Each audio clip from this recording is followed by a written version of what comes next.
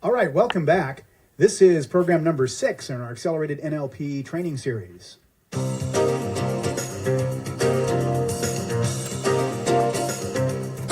at this point in our training series, we're going to move into what we might call interventions. How do you actually work with someone and make a change inside of them and assist them in making the kind of changes they want to make?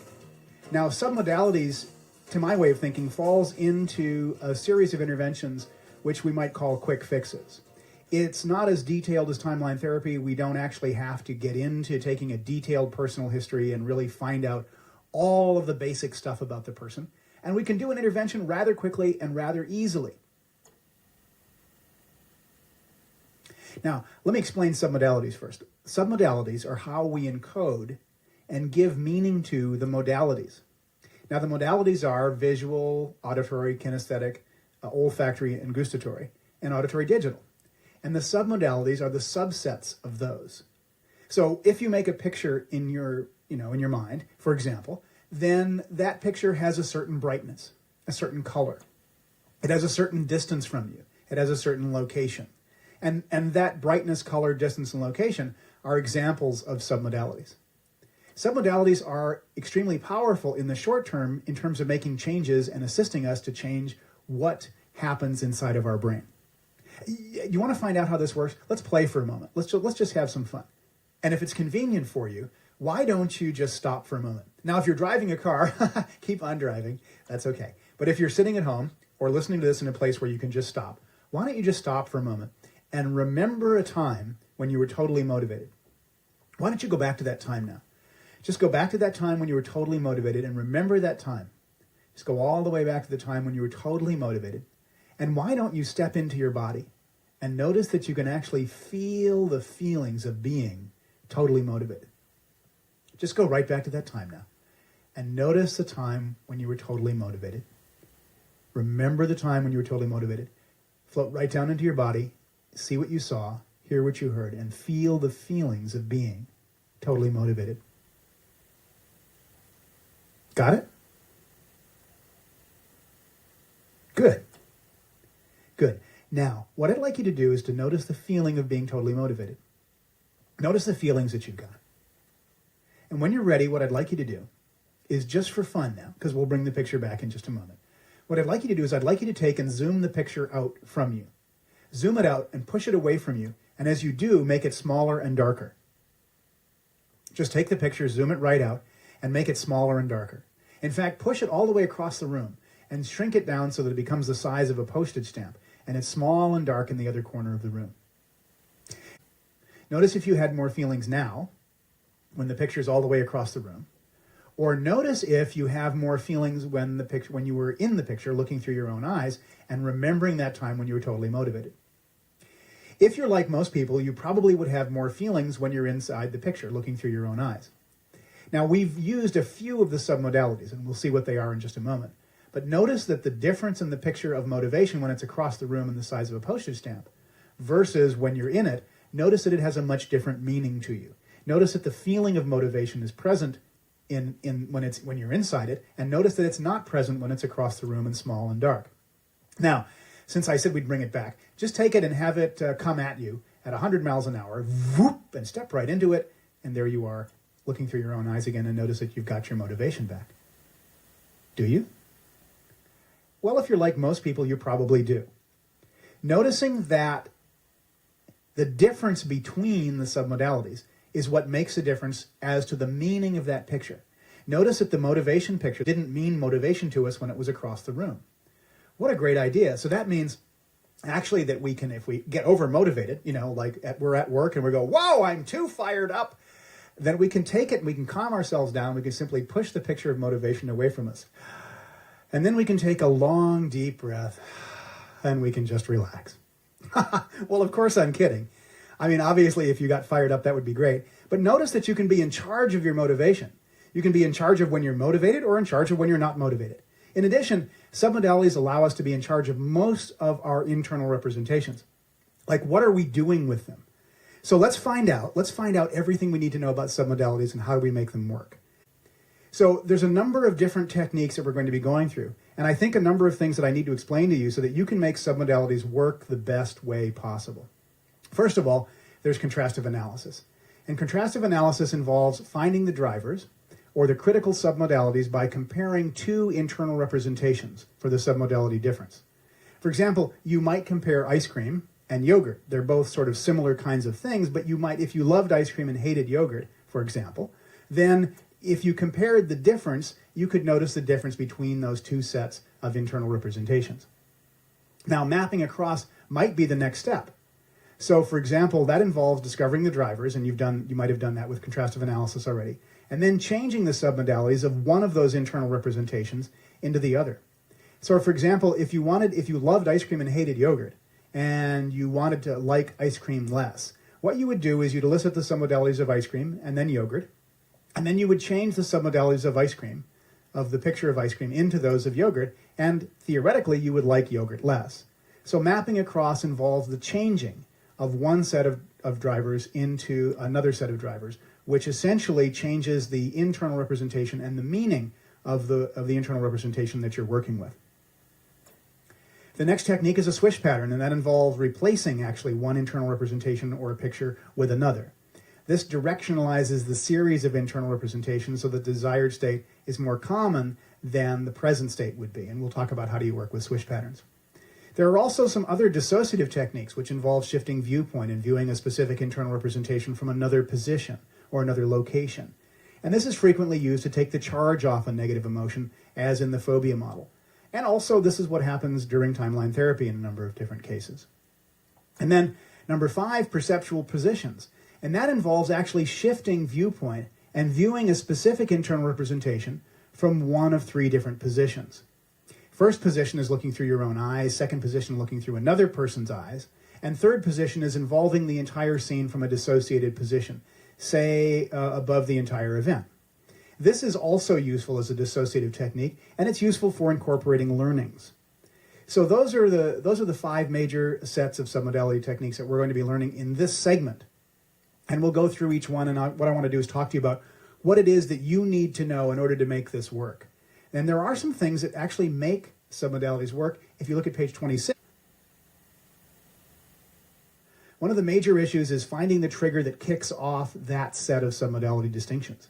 What is it that causes this to make a difference inside of you? And one of the things is, of course, the thing that kicks it off. For example, if we're going to be working on like to dislike and shifting a set of submodalities from like to dislike, you would ask a client, when you think of that, do you have a picture? A lot of times when people are asking for different submodalities distinctions, they might ask the client to make up a picture. But if you actually, this is where your language needs to get real precise. See, here's the thing. If you actually ask someone at that point, can you make up a picture of how you feel about ice cream? Or can you create a picture of how you feel about ice cream?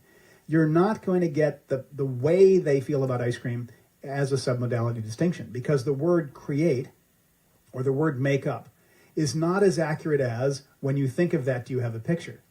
So in submodalities, we also need to begin to look at our language. As we're moving into this section of submodalities, we need to pay attention to how we ask people to do things.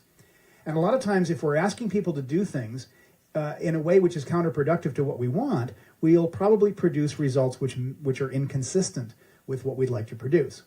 So it's time for you, as you begin to ask a client certain questions, to get real precise with your language. Now, in a swish pattern, we're going to ask the client a minor state or a minor behavior. So, for example, something that bothers you. Let's say the boss looks at you funny and so you feel bad. You would say to the client, how do you know it's time to feel bad? And in each one of these cases, what that's going to do is it's going to pick up the trigger or the thing that kicks off that internal representation acting the way it does inside of you. Now, as we move into submodalities, I think probably the first thing we need to take a look at is the submodalities checklist. So even before we get to page 27, let's jump over to page 29 and take a look and see what's there. So if you look at page 29, what we've got is we have not an exhaustive list, certainly, but a pretty good start. A list of the major submodalities and probably the major ones that you'll be working with as we go through this training. Let's see what they are. If you think of a certain picture that you've got, a certain visual picture that you've got, I think you might ask yourself, is it in black and white or color? How far is it from you? Is it near or far? And certainly in the context of it being near or far, it could be way out there. It could be 20, 30 feet, 100 yards, a mile away. Or it could be very close, like inches. Is it bright or dim? How bright is it? How dim is it? And what's the location? Now, location means around the center line. Is it up or down, or is it left or right of the center of the picture? How big is the picture? And interestingly enough, a picture could be very close and very large, but it also could be farther away and larger. And so as you zoom a picture out, you could even make it bigger. And so the size of the picture would have something to do with the meaning of the internal representation. Associated and dissociated, and I think we probably ought to explain what that means right here. The word associated means you're looking through your own eyes. So as you remember the picture of motivation, the time we talked about motivation just a few moments ago, if you were looking through your own eyes when that picture first came up on the screen, that was associated. Now, I did ask you to step into your body and see what you saw, hear what you heard, and feel the feelings of being totally motivated. When I asked you to do that, what that should have done is it should have associated you, essentially. Now, dissociated means you see your body in the picture. When you talk to a client, you're probably going to need to explain to the client what that means. And I would suggest that you want to be very precise at this point. You want to be very precise again with your language. In addition to being precise when you pick up the triggers, you also really want to clearly question the client as to whether they're associated or dissociated in a certain picture. Okay, focused or defocused, that's important. And is the focus changing or steady? That's less important. Framed or panoramic, a movie or a picture could be framed. It might have a frame around it, which probably would be the case for a dissociated picture, although there are some associated pictures that have frames around them. And it could also be panoramic, which is usually the case in an associated picture. So it also could be a movie or a still. Now, to me, those are the major submodalities, and those are the ones I'm going to ask first. And it is the movie fast or slow or normal in terms of the speed? How much contrast is there? Is there a lot of contrast, or is it low contrast? Is it 3D, the picture? Is it 3D or flat? What angle is it viewed from? Are you looking at it straight on, or are you viewing it from an angle? And also the number of pictures. That is there a shift in the pictures? I generally skip those last few submodalities. Now, when I've gone through the visual submodalities, and I'll ask a client, is it in black and white or color? The client will say color. Is it near or far?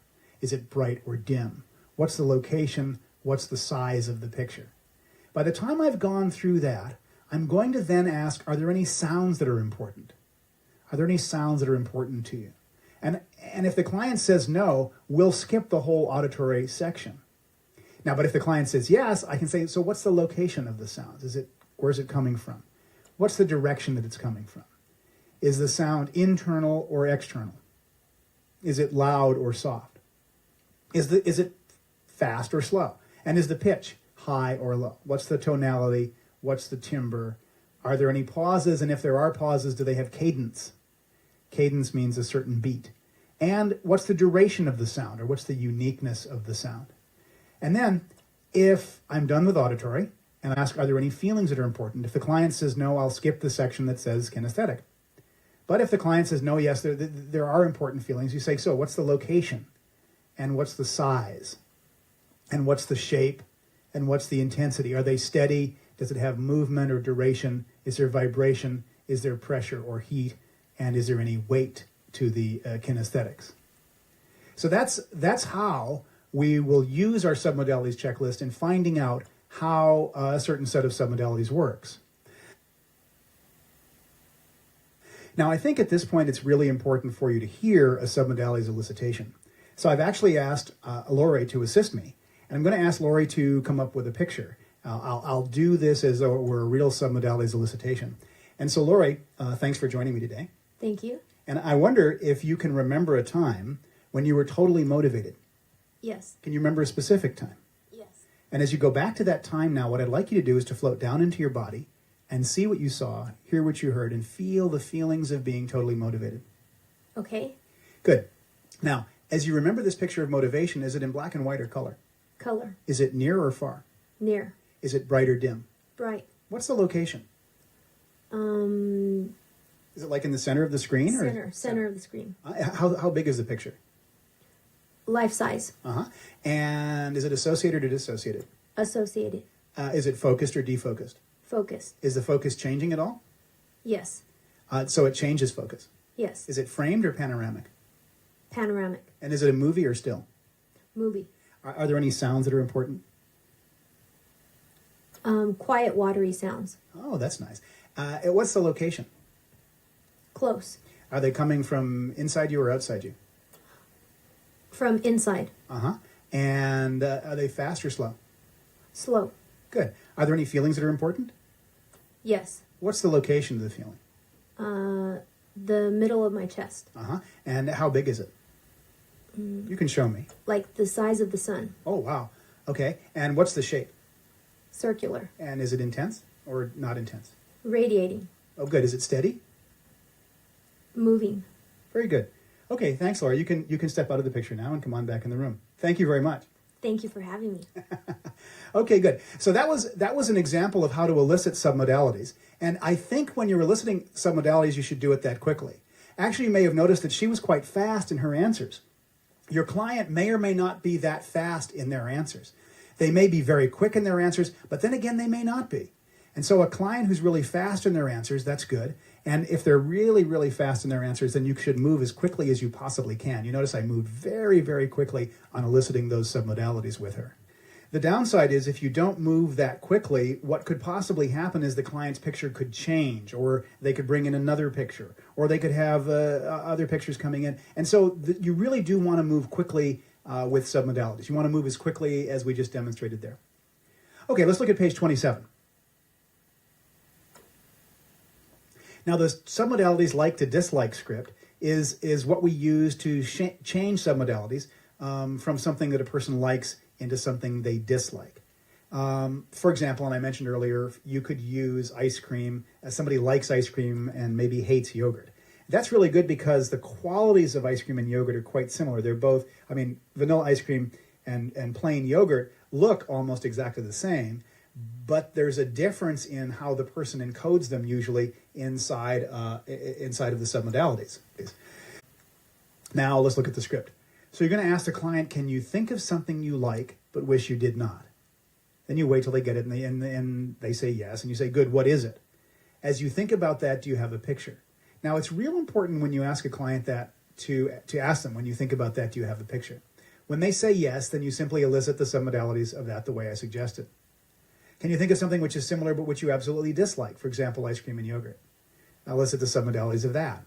And the location, by the way, for the best results, it says here, the location should be different. And what that means is, for the best results, if you're doing a submodalities like to dislike shift, what that means is that the location, if it's substantially different, you've got a pretty good chance at success. If the location is very much the same, then what I'd like to suggest is that you may not have as much success. This really does depend on location to a large extent. Although it's not always necessary to have a different location, it usually is good for the location to be quite different. Okay, then number 3, what we're going to do is we're going to change the submodalities of number 1 into number 2. For a moment, since we've gone through the submodalities like to dislike script, I want to talk about how you do step number 3. But as I do that, I want to talk a little bit about a couple of things that are going to make submodalities really, really, really work well. So if you would, and this is the first time we've actually looked at the slides page in your notebook, turn to page 9 of the slides, slide number 51, underneath Making Submodalities Produce Results. So drivers are gotten at by contrastive analysis. The way we would do contrastive analysis is we would then compare 2 pictures. We would compare 2 different pictures. And we'd go for what's the difference between these 2 pictures. So in contrastive analysis, we would say, for example, we might take ice cream and we might take yogurt. And we'd look for the difference that makes a difference. What is the actual difference between these 2 set of submodality distinctions? What's noticeable about drivers is that when one changes, the rest of them generally, the rest of the submodalities generally tend to change. If I were taking a bet, the most common drivers are location and associated or dissociated. Those are the 2 most common sets of drivers that make a real big difference when you're doing submodalities work. The first important part of making submodalities work is that you really, really, really have to make sure that you get a hold of the drivers. What are the drivers? What are the drivers, and what are the differences between those two sets of submodalities? The next thing that really makes submodalities work is the elicitation of universals. When you work with someone in shifting their experience, how are we going to shift that experience? In what manner or in what direction are we going to shift that experience? Now, here's something that's really interesting. If you take and hook up a set of submodality distinctions to a set of submodalities that are sort of blah or nothing submodalities, what you'll get is you'll get a sort of a blah or a nothing result.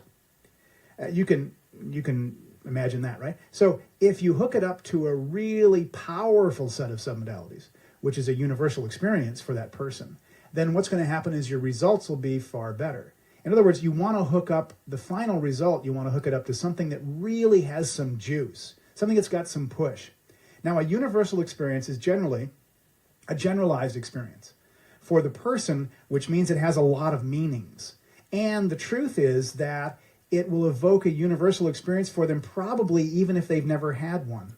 For example, Erickson used to use the notion of learning how to read. And he used to say, now, when you were a child and you learned how to read, how did you tell the difference between a P and a Q, or a B and a D, and all of those different letters? And yet soon you were reading whole words, and soon you were reading whole sentences, and then whole paragraphs, and then entire books. And so what it does is it causes a person to go back and remember something, which they may even remember if they've never had the memory consciously. Now, here are some universal experiences which for most people are really powerful. A belief which for you is no longer true. We use that, by the way, on page 28 in the Submodalities belief change script. But the belief which is no longer true is something which most everyone has. I mean, do you have a belief that you had in the past about yourself, which when you had it, it was true, but now it's no longer true? Like, for example, some people used to smoke.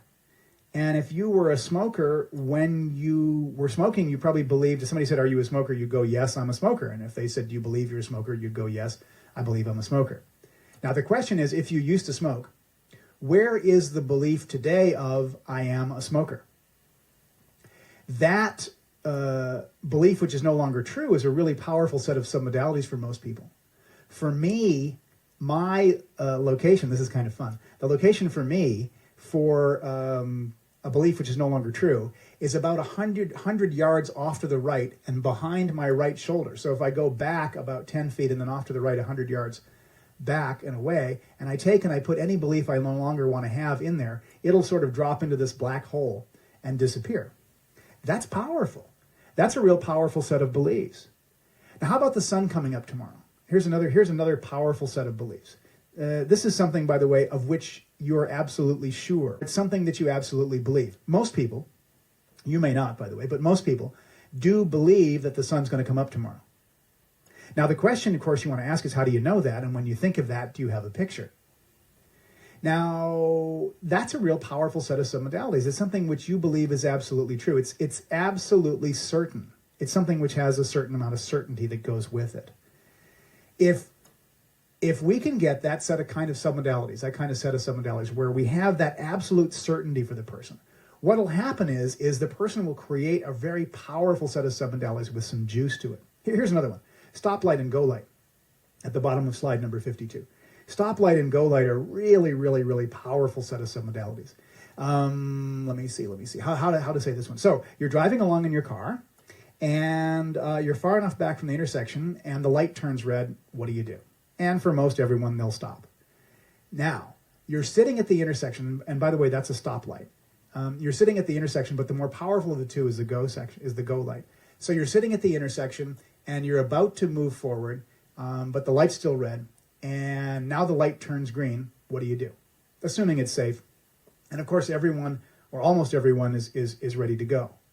Now, if you can put a set of submodalities into the submodalities of that go light, it's extremely powerful.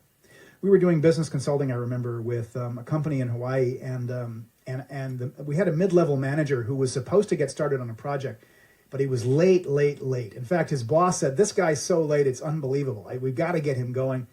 It's just terrible. And so they called us in to do some consulting. And I walked in and met with the guy, and I said, so you're driving along in your car, and the light turns red. What do you do? And he says, I stop. And I was sitting next to him, but he was not behind a desk. And then I said, so you're at the light, you're stopped at the light, and the light turns green. What do you do? And he says, I go. And I noticed that his foot moved, which, by the way, will tell you his accelerator foot, his right foot. It'll tell you that it's a real powerful set of submodalities if you also get a kinesthetic at the same time. So I elicited the submodalities of go light. And the way I did that was I said, okay, so the light turns green. Do you go? He goes, yes. I said, do you always go? He says, yes. So I said, when you think of going, do you have a picture? And he said, yes. So I elicited the submodalities of that picture in the same way that I just demonstrated that I've elicited Lori's set of submodalities on that picture. And we elicited the submodalities of that, got those down. Interestingly enough, he only had visual submodalities. And then I took a picture of the project that he was supposed to get started on. And so I said to him, so when you think of the project that you need to get going on, and he said, yes. I said, do you have a picture? And he said, yes. So we changed the submodalities of the the project he wanted to get going on into the go light, the green light. And boy, the next day I came into the office, and the boss stopped me and pulled me aside. He said, I don't know what you did, but he said, you're certainly a magician, because this guy is going on this project like a house on fire. And of course, I said, well, I'm not really a magician. That's just NLP. But the fact is, it made us look really almost magical in terms of our ability to get people moving on projects and get them moving. Finding a set of drivers which is universal. Finding the drivers and the universals and putting them together is what's really going to make submodalities work. The third element that makes submodalities really, really work is speed. You've really got to do those submodalities fast. You'll notice that when I worked with Lori, I did the submodalities very, very, very quickly. And in doing that, that's what's going to make us move forward.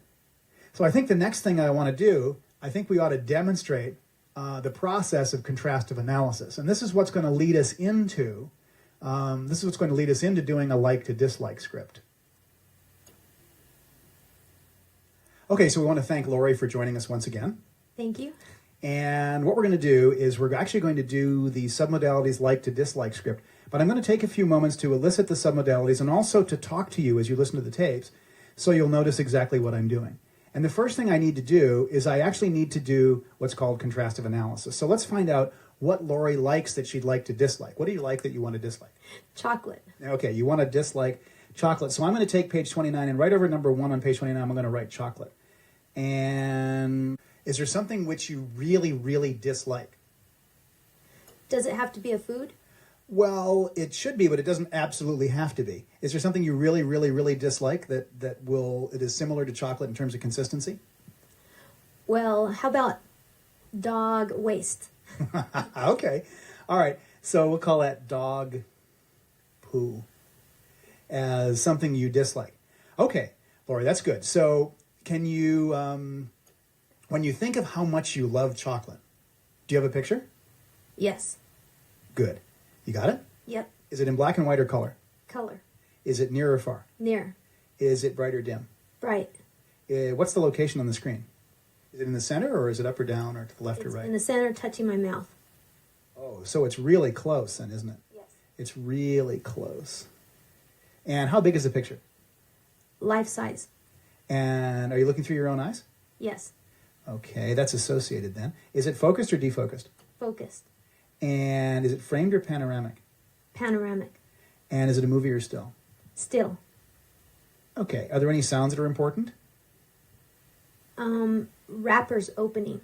Wrappers opening, okay. And what's the location? Is that inside or outside? Inside my head. It's inside. And is it loud or soft? A pleasant loudness. Okay. And are there any feelings that are important? Yes. Where are they? And comforting in my stomach. Okay, I'm writing down under auditory, and then comforting in the stomach. And warm. It's warm, huh? Okay, warm. And what's this? And it's the stomach. What size is it?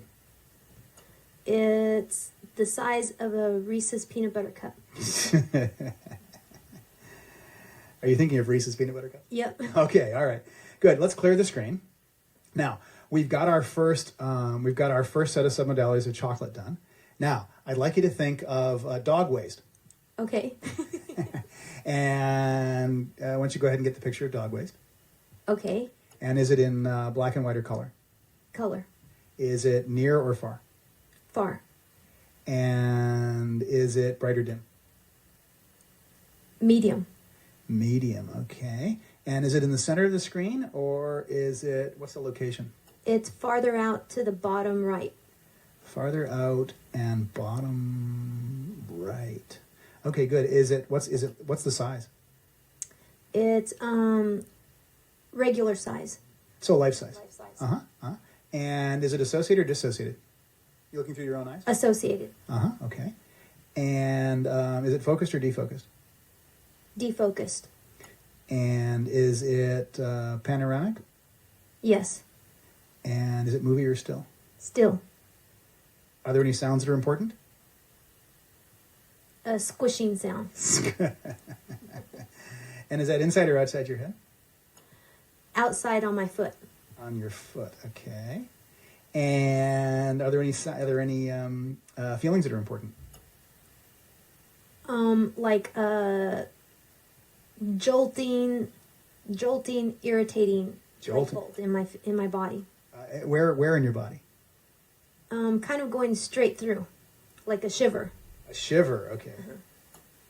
Shiver, and it goes from where to where? From the right side of the top of my head to the left side of the bottom of my foot. Wow, now, thank you, Lori. You can clear the screen. Those are real clear submodalities. Let's stop for a moment and just notice what the difference is between these. If you were following along with me with your own submodalities checklist, if you were actually taking the notes, which you could go back and get your page 29 and follow along with me if you wanted to in terms of the elicitation. But here's what I noticed. They both were in color, but one was farther away than the other. The chocolate was quite a bit closer. The brighter dim, the chocolate was brighter, and the dog waste was medium in terms of being out there. The chocolate was in the center, and the dog waste was down far out and down into the bottom right. The size, the associated, dissociated, and the focused or defocused, movie and still, were all essentially the same. The auditory was different for each one, and the kinesthetic was different for each one.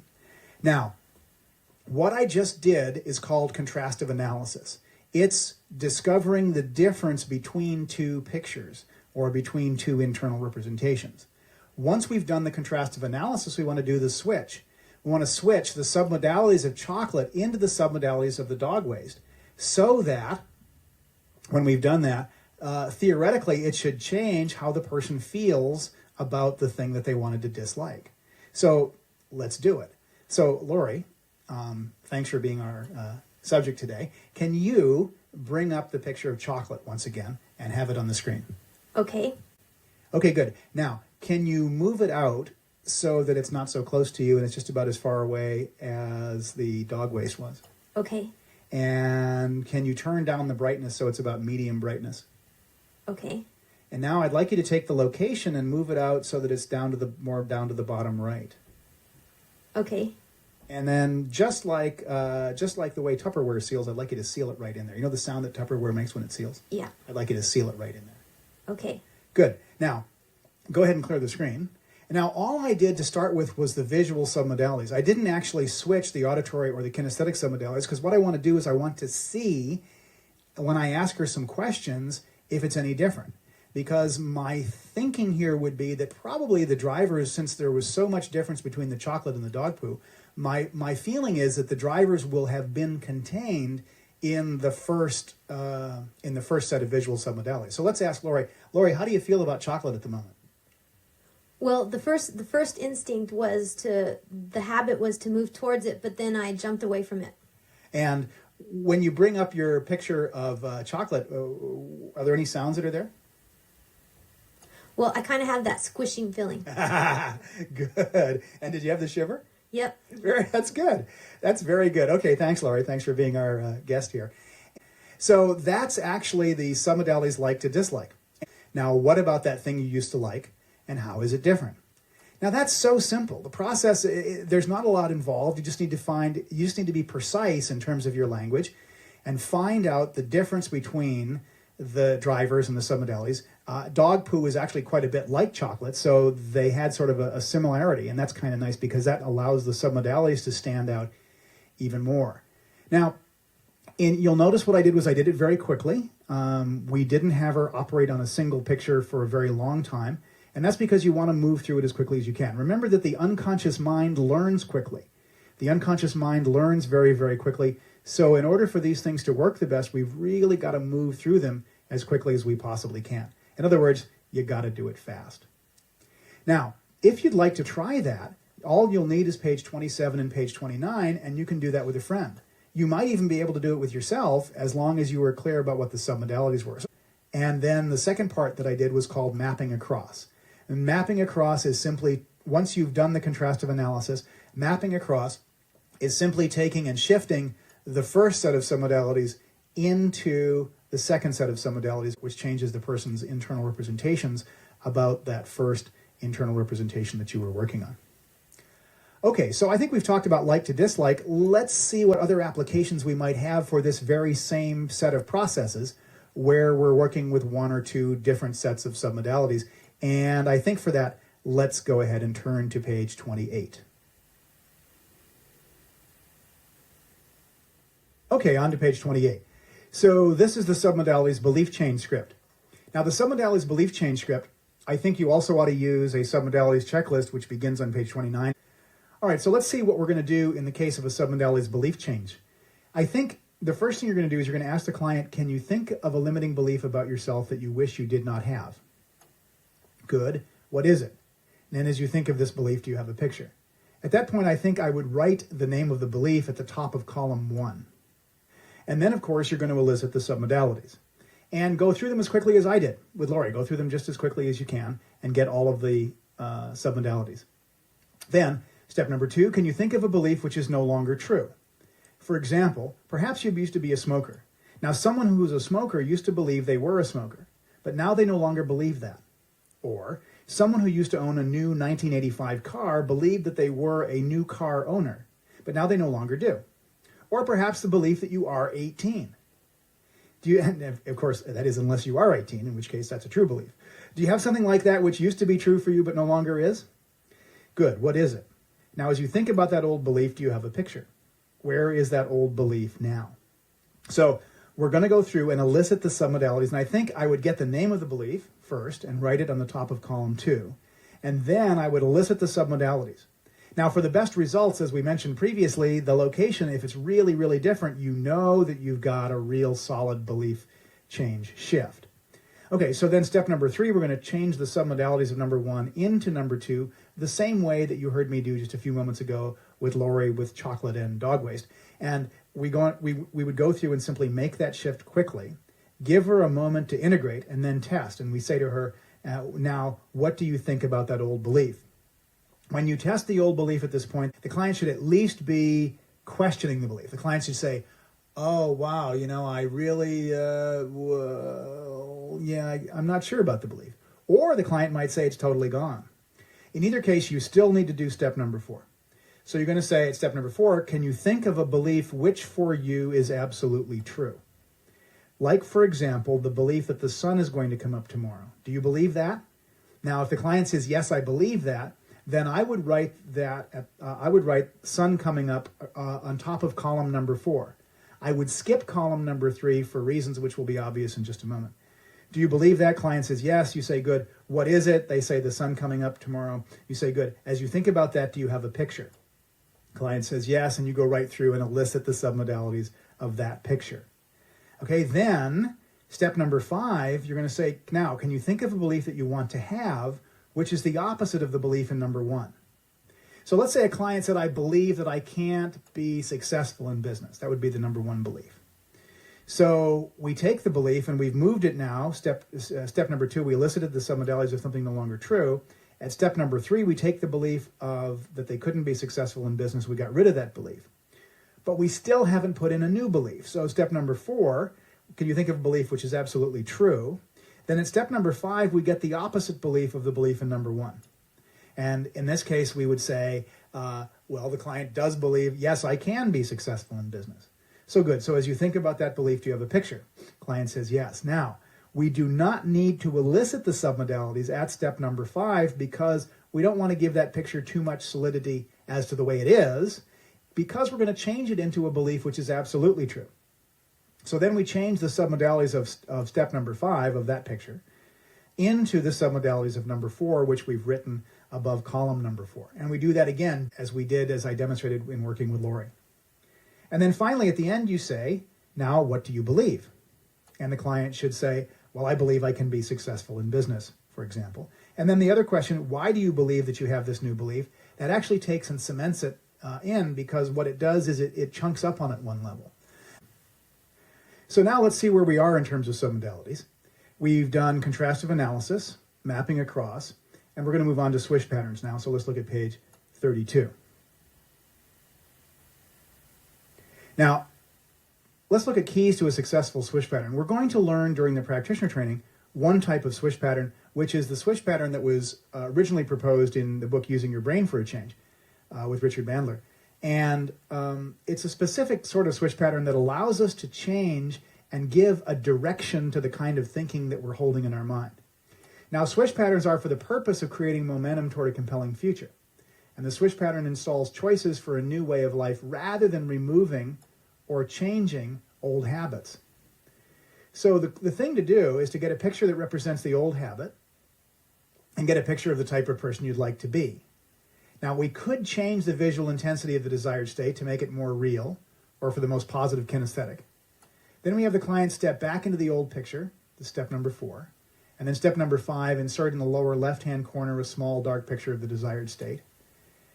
Simultaneously have a picture of the current state, shrink rapidly and recede to a distant point while the dark picture explodes into full view, which can be accompanied either by an internal or external swish, but the swish sound is not necessarily important, although a lot of people in NLP have elevated the swish sound to a new art form. But the fact is, it simply tells the client how quickly to do the process. And then you repeat number 6. It says here a minimum of 5 times, but really you want to repeat the pattern until the client can't get the picture back. Here are some things to keep in mind. You want the client fully associated in the old pattern. You do want the client to have a detailed sensory-specific representation of the desired state. You do want the client associated in the final picture, and you want the client associated in the final direction. Swish patterns are very, very powerful. They're really a marvelous technique to use. In fact, I got to be honest with you, I've used swish patterns a lot with clients, and I even used one swish pattern with a client for a phobia.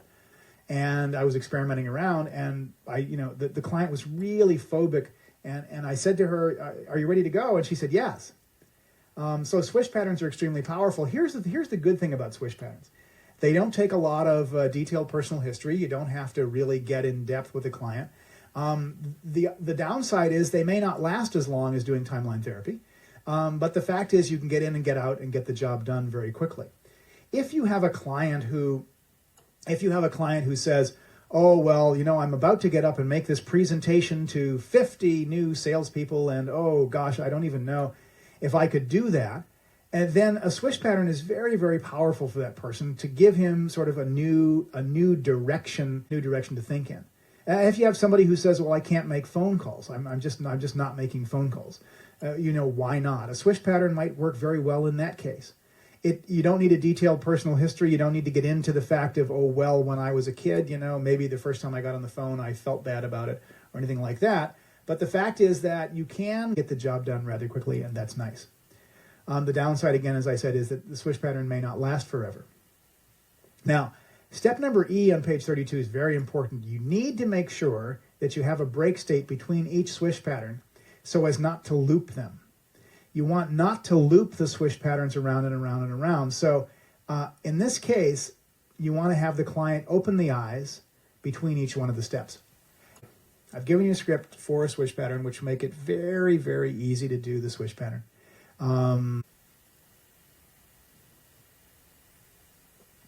Okay, so you're going to elicit the present state or behavior, and you say to the client, "How do you know it's time to feel bad," for example. Again, we're using a swish pattern for a present state, a minor state, or a minor behavior. So one of my fun ones is, how do you know it's time to feel bad when the boss looks at you? I've used a swish pattern successfully personally to get rid of my drinking of Diet Coke.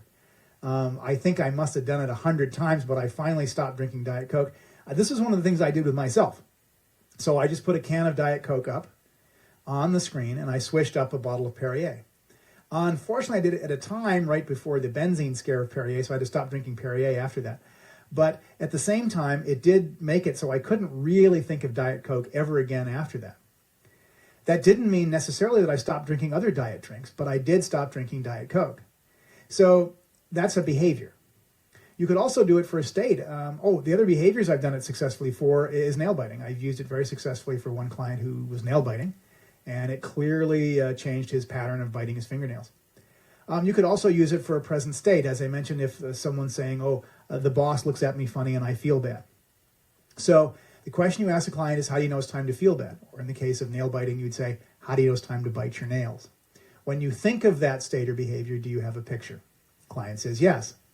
Then you do a break state. Then you elicit the desired state. How would you like to feel, or if it's a behavior, how would you like to act instead? When you think of that state or that behavior, do you have a picture? Now, if necessary, step number 3, by the way, is optional. If necessary, you can assist the client in adjusting the visual intensity of the desired state for the most positive kinesthetic. And the way you do that is you take out your submodalities checklist, and you'd say to the client, okay, increase the brightness, make it closer, make it bigger. All the things which would increase the visual intensity of the desired state so that the client had the most positive kinesthetic. Good, so once you've done that, step number 4, you step out of the picture and you say to the client, good, now step out of the picture so you see your body in the picture.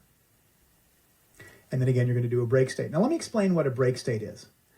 One of my favorite break states is, do you smell popcorn? That's pretty out there. Why do I say that? Let me just ask you for a moment, wherever you're sitting, wherever you're listening to this program.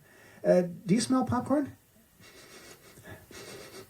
No, I guess not. And oftentimes the client will, begin to look for it. Notice if they do smell it. Watch out if they do and there isn't any. That means they're quite suggestible. Anyway, it's a good break state. Another break state is just clear the screen, or think of something else. Or, did it rain today? Do you think it'll rain? Weather's terrible, isn't it? Those are all interesting break states. And what it does is it just changes the subject and gets the client to think about something else. When you're doing a switch pattern over and over again, the words clear the screen are absolutely sufficient for a break state. Okay, now we're on to step number 5. Now, can you take the old picture and bring it up on the screen? Make sure that you are looking through your own eyes. So the client has the present state, that's the big state there in the background of the diagram there, on the picture, and the client's looking through their own eyes. You say, good, as you have the old picture on the screen, can you see the new picture in the lower left-hand corner, small and dark? Good. Make sure you see your body in the picture. Great. Now have the picture explode big and bright and have it explode up so it covers the old picture while the old picture shrinks down and becomes small and dark in the lower left-hand corner, and do that as quickly as whoosh. Client says, okay. You say, good. Now, you ready? 1, 2, 3, whoosh. And then, okay, clear the screen. And then for step number 10, you're going to repeat steps 5, 6, 8, and 9 until the unwanted state or behavior is not accessible. The reason why you don't repeat step number 7 is because you don't need to. The client, you've already told the client, have the picture explode big and bright and have it explode up so it covers the old picture and so forth. So you can really just go from 5, 6, 8, and then remember to clear the screen each time. And then at step number 11, you're going to test and future pace. So you'll ask the client, for the test, you'll say to the client, now, when you think of biting your nails, what happens instead? Let me tell you what I did with a client who was a nail biter. So I said to the client, how do you know it's time to bite your nails? And he says, when I see my hand coming up toward my face. Okay, so he doesn't know it's time to bite his nails till he sees his hand coming up toward his face, then he knows it's time to bite his nails. So I said, well, when you think of your hand coming up toward your face, do you have a picture? And he said, yes. Good. So we did a break state. Clear the screen. Now, what would you like to do instead? When you think of that, do you have a picture? And I sort of talked this out with him. And as we thought about it, I said, maybe it's a good idea for you just to bring your hand up and fix your hair, or check your hair, make sure it's in the right place. That's probably good because it's not going to interrupt the process of his hand continuing to come up. If we did something else artificially, his hand might go in a different place. He might have to move his hand. So I thought, just continue the movement of the hand coming up and just have him check his hair. So I said, so when you think of checking your hair with your hand, do you have a picture? Yes. Good. So we adjusted the intensity of the picture, and then we had him step out of the picture so he sees his body in the picture. And then we brought it up on the screen and had it explode big and bright. So it goes like this. You say, can you have the old picture of biting your nails up on the screen? Yes. Make sure you're looking through your own eyes. Now, as you have the old picture on the screen, can you see the new picture of checking your hair in the lower left-hand corner, small and dark? Make sure you see your body in the picture. He says, yes. You say, good. Now have the picture explode big and bright and have it explode so it covers up the old picture, while the old picture shrinks down and becomes small and dark in the lower left-hand corner. And do that as quickly as whoosh. Okay, you ready? Yes, he says. 1, 2, 3, whoosh. Good. Now clear the screen.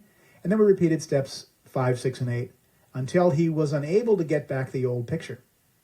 You do want to repeat it this many times until the client is unable to get back the old picture.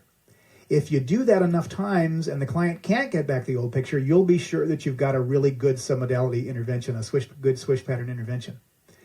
Oftentimes, the client will have a successful swish pattern even if they can get back the old picture. But the way for you to cement that in and make sure that it absolutely works is to do it enough times so that the client just can't get it back. Okay, now I think it would be a good idea for us to simply go through and experience how a swish pattern's done. And so once again, I'm going to call on Lori and ask her to be our demonstration subject. And so the first thing we want to ask Lori is when we're about to elicit a present state or behavior, is it a present state or behavior that you want to change? It's a state. So you want to change a state. Okay, so let's define the state. What state is it that you'd like to change that you have? When people look at me in a certain way, I get really uncomfortable. So when people look at you a certain way, you get uncomfortable. Okay, that's the present state. And then what would you like to do instead? I would like to feel very loving and joyous inside. Okay, so rather than being uncomfortable when people look at you, you'd rather feel loving and joyous inside. Right. Okay, good. The first question is, how do you know it's time to feel uncomfortable? When you think of that, do you have a picture? Yes. So someone's looking at you and you feel uncomfortable, right? Right. I get a picture right away. Good, okay. So let's leave that picture. Let's put it aside, and I'd like you to clear the screen there. Okay. Good. Now, what would you like to do instead when you want to feel loving and joyous inside? So when you think of that feeling loving and joyous inside, do you have a picture? Yes, I do. Good. Now, as you look at that picture, can you step right into that picture? Because I'd like to adjust it to make it the most intense that we possibly can. Okay. So step right into that picture looking through your own eyes. And let's go down our submodalities checklist and pick a few of these just to see if we can make it more intense for her. So can you move it in a little closer? Yes. Does that make it more positive feeling for you? Yes, it does. Good. And can we turn up the brightness? Does that help at all? Yes, it does. Make it a little brighter. Okay. And then make it a little more focused. Let's make it a little more focused. That's good. Does that help too? Yep. Mm-hmm. And if we actually, by changing the location, by moving it up a little bit, will that make it even better? Well, I like it more in towards my body and pulsating. That helps a lot. Great. So move it in towards your body and make it a little more pulsating. Okay. Okay? Okay. Good. Now what I'd like you to do is I'd like you to step out of the picture so you see your body in the picture. Okay. Great. Now, let's take that picture and shrink it down so it becomes small and dark in the lower left-hand corner. Okay.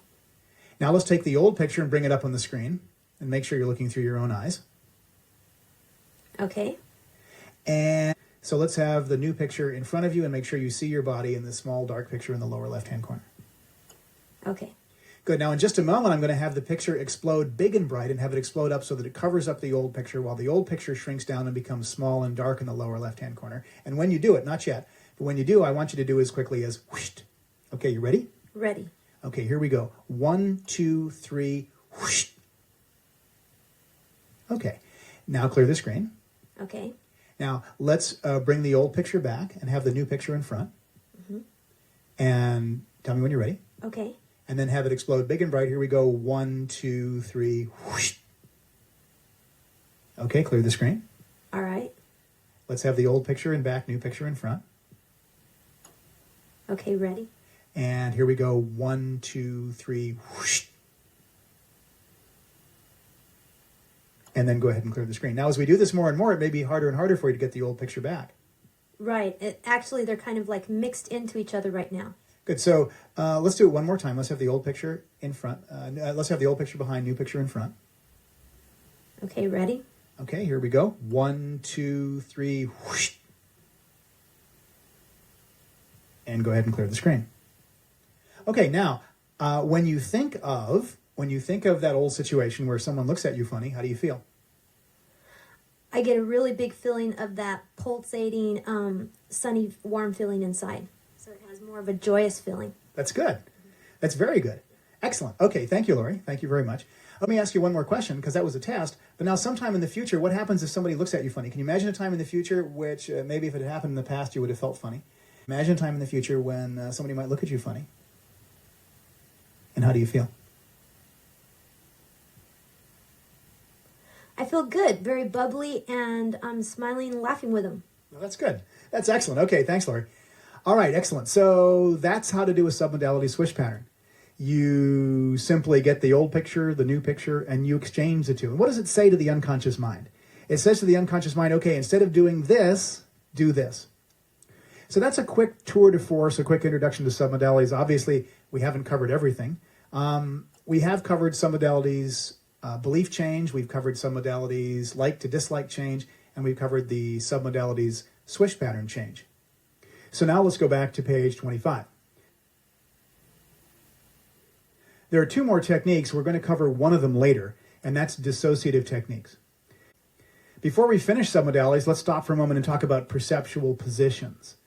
Perceptual positions involve shifting a viewpoint and viewing a specific internal representation from 1 or 2 or 3 different positions. And that involves simply looking at a picture, looking at an event from a different position, from a different place, and from a different point of view. For example, I wonder if you can remember a time, and let's do this together. Can you remember a time when you were actually quite motivated? And I'd like you to remember a time when there was other people present. Maybe there were other people present. Now notice that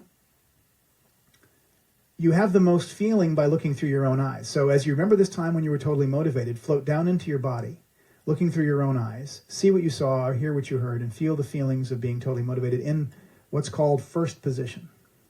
First position.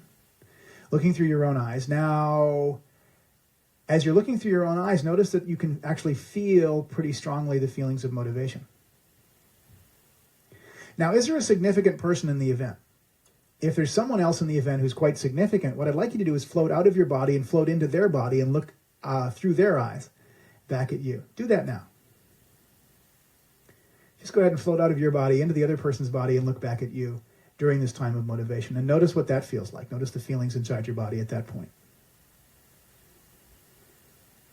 I bet that's quite interesting, isn't it? Yeah. Okay, now, why don't you float out of that second person's body and float right up so that you're looking from the top of the ceiling, way up in the corner, down on the entire scene. So there would be you and any other people in the room, and you'd be observing the whole group of people.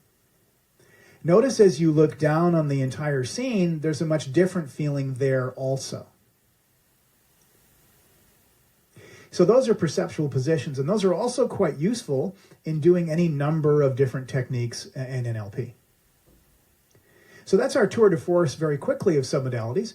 By all means, this is not a complete training in submodalities, obviously, but we'll do more when you come to the training.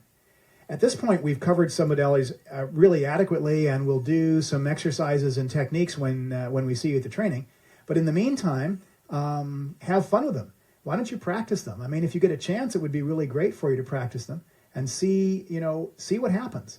Notice if you're when you're using the submodalities, notice what happens with your clients. Notice if you use them with yourself, what happens to you. Try a swish pattern. Try a swish pattern. If you're hooked on Diet Coke like I used to be, give it a try. See what happens. Maybe it'll just disappear. All right, this is the completion of program number 6. We thank you for listening. And we'll get into language when we start program number 7.